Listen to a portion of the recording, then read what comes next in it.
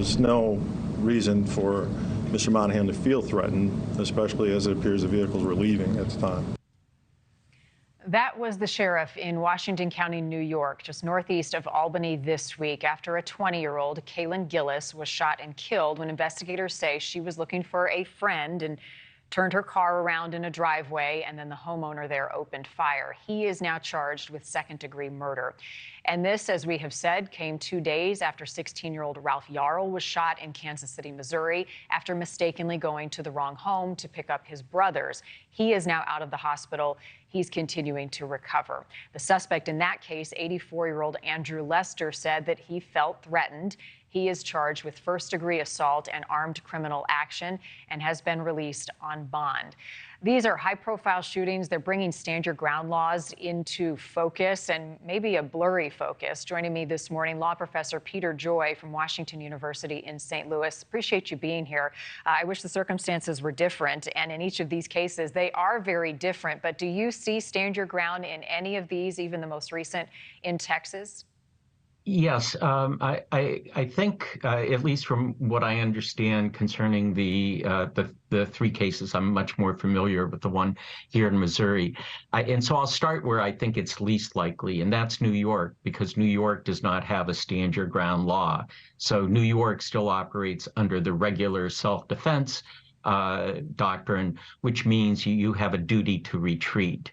That's contrasted with stand your ground, which that provides a lot more leeway to someone. So if you reasonably believe that the use of force is necessary because either someone's using force against you, or you believe that, again, reasonably believe that the other person will imminently use force against you, then you're permitted to use force. The Missouri case of the 3 also implicates something which is called the castle doctrine, which provides that if somebody breaks into your house or is attempting to break into your house, that the use of force is permitted. And so I think, no stand your ground in New York, stand your ground in Texas, and then probably a combination of castle doctrine and stand your ground in Missouri. At least that's what the defense will try to assert. And in Missouri, the castle doctrine is probably going to be the primary argument that the defense will try to make. I want to play a portion of what the prosecutor said in the Missouri case. The suspect in that case, 84-year-old Andrew Lester, is charged with first-degree assault. There are people who were upset and criticized the fact that he was released on bond. Let's play a portion of what the prosecutor had to say about that.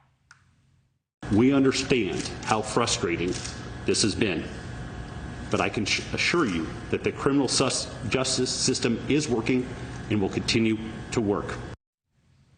What went into the judge's decision, do you think, in this case to release him under the circumstances that we know? Well, Missouri, like a lot of states, have adopted a different view on bond. And so it aligns itself much more with what the Constitution provides. And that is that a person who's accused of a crime is presumed innocent, and unless they're a flight risk, that means they're not going to show up for trial and they're going to try to hide someplace, or they're a threat to others, they should be released without any bond. Given the age of this individual, I don't know, I haven't heard that he has any criminal record, which would be an indication of him being a possible risk to others. I believe the judge thought under Missouri bond requirements that releasing the individual with certain restrictions was the right thing to do, and that's why the judge did what the judge did. Let's stick with the Missouri case for just one more moment here. With stand your ground in that state, if he had felt threatened, are you not required at some point to interact with the person who you feel threatened by yelling at them, "I have a gun"? Do you not have to give any sort of warning before you shoot? No, there's no warning requirement in the statute.